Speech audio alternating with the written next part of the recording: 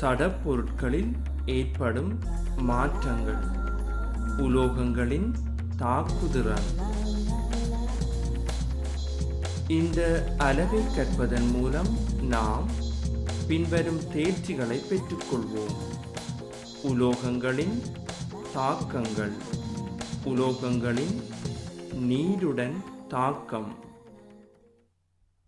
இங்கு நடைபெறுவதை எம்மால் அறிய முடிகிறதா? இப்போது நாம் முதலாம் கூட்ட உலோகத்தின் தாக்கங்களை அவதானிக்கப் போகின்றோம். முதலாவதாக லிதியம். லிதியம் நீரில் போடப்படுகிறது.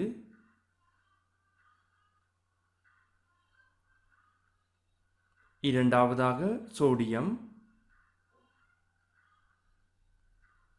சிறுதுண்டு சோடியத்தை நீரில் போடப்படுகிறது.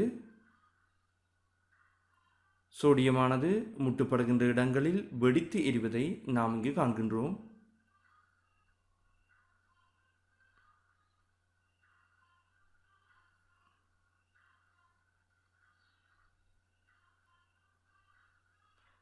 இப்பொழுது வெடித்தலை நாங்கள் மெதுவான இயக்கத்தில் காணலாம். சோடிய துண்டொன்றின் மீது சிறு துளி நீர் விடப்படுகிறது. அப்போது நடைபெறுவது என்ன?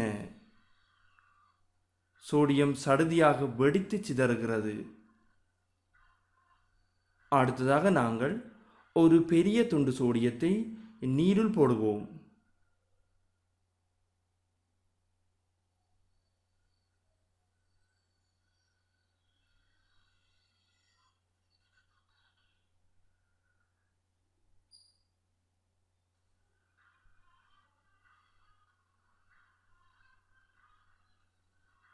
மூன்றாவதாக பொட்டாசியம்.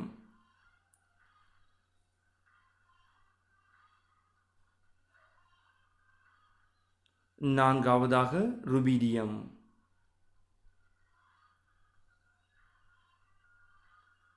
இப்பொழுது பெரிய துண்டு ருபீடியத்தை நாங்கள் நீரில் போடுவோம்.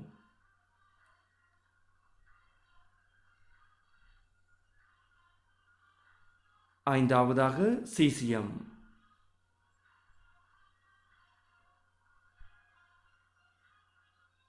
பெரிய துண்டு சீசியத்தை பயன்படுத்துவோம்.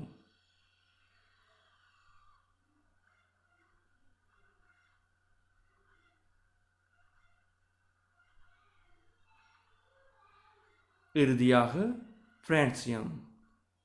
துரதிர்ஷ்டவசமாக பிரான்சியத்தினுடைய தாக்கம் ஒரு கற்பனை தாக்கமாகவே இங்கு தரப்படுகிறது.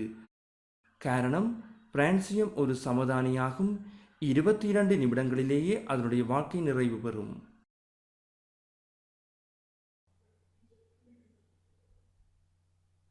கூட்டம் ஒன்றினைச் சேர்ந்த மூலகங்களின் நீருடனான தாக்கங்கள் இவையாகும். இவை பற்றி நாம் மேலும் அறிவோம். உலோகங்கள் பின்வரும் 4 வகையான தாக்கங்களை காட்டுகின்றன. வளையுடனான தாக்கம், நீருடனான தாக்கம், அமிலங்களுடனான தாக்கம், உப்புகளுடனான தாக்கம். சோடியத்தின் நீருடனான தாக்கம். மாணவர்களே, நாம் இப்போது சோடியத்தின் நீருடனான தாக்கத்தை அவதானிக்கப் போகின்றோம். சோடியம் வளையுடனும் நீருடனும் மிக உக்கிரமான தாக்கத்தை காட்டுவதன் காரணமாக மண்ணெண்ணெய் அல்லது பறவின் எண்ணெயினுள் சேமித்து வைக்கப்பட்டிருக்கும். இதன் மீது பொதுவாக மெழுகுப்படை பூசப்பட்டிருக்கும். சோடியம் பளபளப்பான உலோகம் ஆகும். கத்தியினால் வெட்டுப்படக்கூடிய அளவிற்கு மிகவும் மென்மையானது.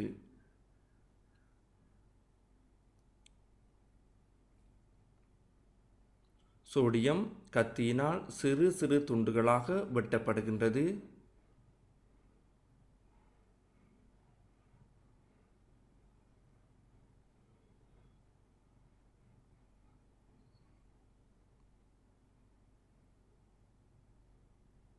வெட்டப்பட்ட சோடியமானது பினோத்தலின் காட்டி கலக்கப்பட்டிருக்கின்ற நீரினுள் போடப்படுகிறது. போடப்பட்டதும் சோடியம் உடனடியாக கோள வடிவாக மாறுவதுடன் அங்கும் இங்கும் இஸ் என்ற ஒலியுடன் அசைவதை நாம் காண்கின்றோம். உண்டாகும் சோடியம் ஐதரோட்சைட்டு கரைசல் காரம் என்பதால் பினோத்தரின் காட்டியுடன் இளம் சிவப்பு நிறத்தை தருகிறது.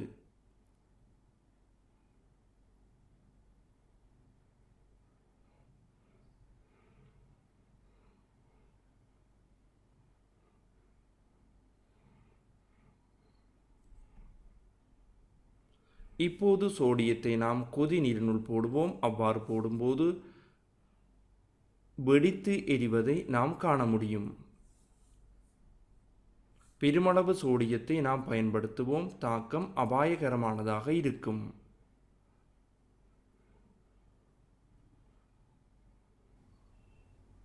எனவே இத்தாக்கமானது ஆய்வுக்கூடங்களில் செய்வதை நாம் பொதுவாக தவிர்ப்பது சிறந்ததாகும்.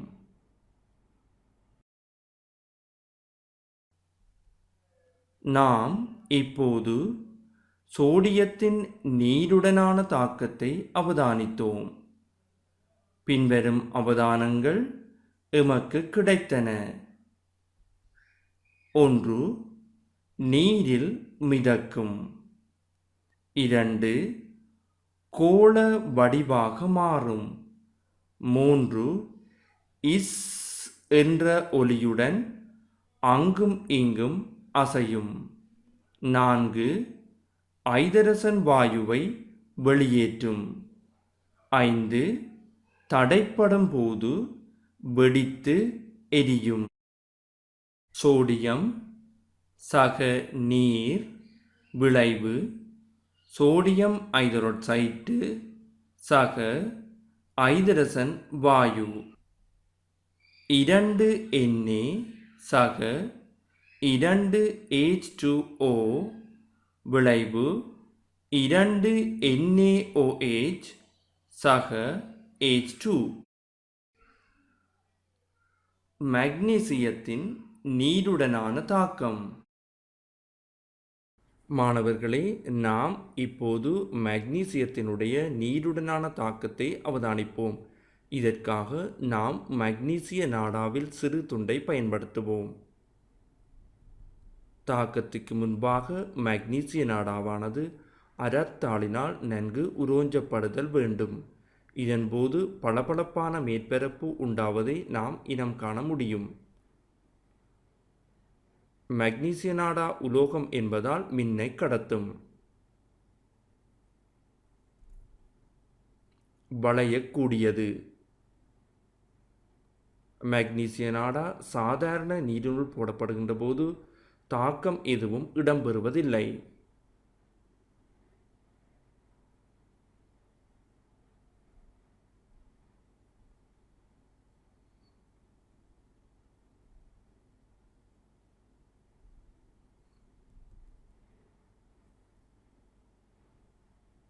இப்போது மக்னீசிய நாடாவானது பன்சன் சுவாலையினால் வெப்பமேற்றப்படும் போது நீர் கொதிநீராக மாற்றப்படுவதன் காரணமாக தாக்கம் இடம்பெறுவதை நாம் அவதானிக்கின்றோம்.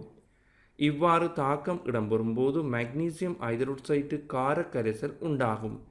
ஏற்கனவே நீரினுள் பினோத்தரின் காட்டி கலக்கப்பட்டிருப்பதன் காரணமாக மென் சிவப்பு நிறம் உண்டாவதை நாம் இனம் காண முடியும்.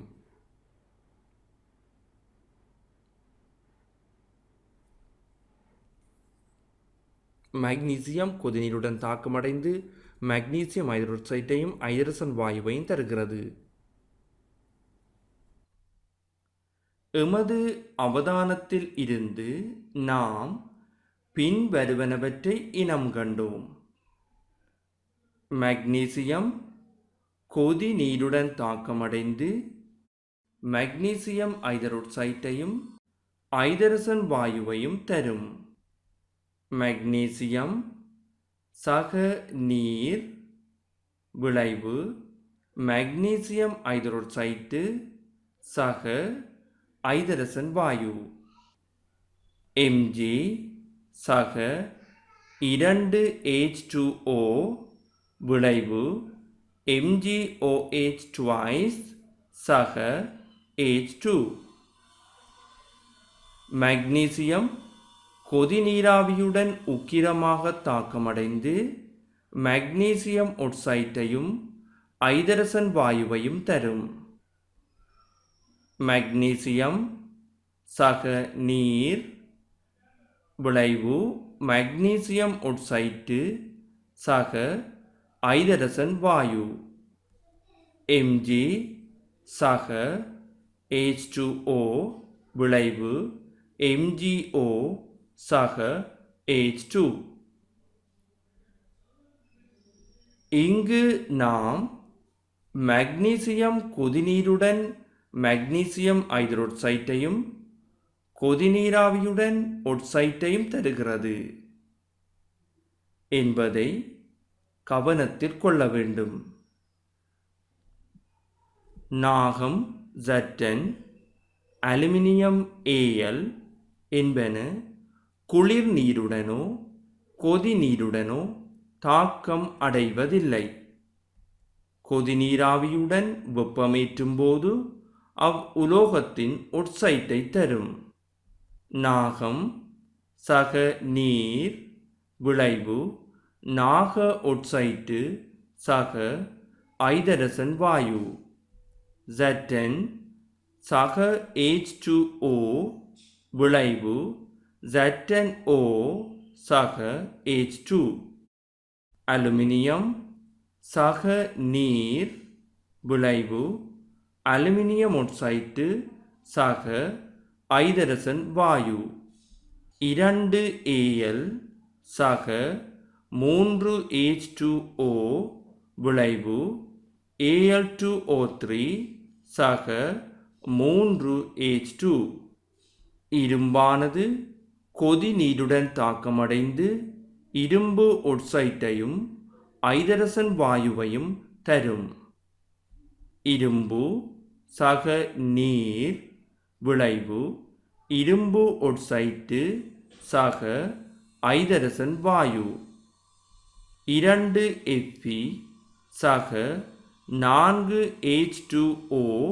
விளைவு Fe2O4 சக 4 H2.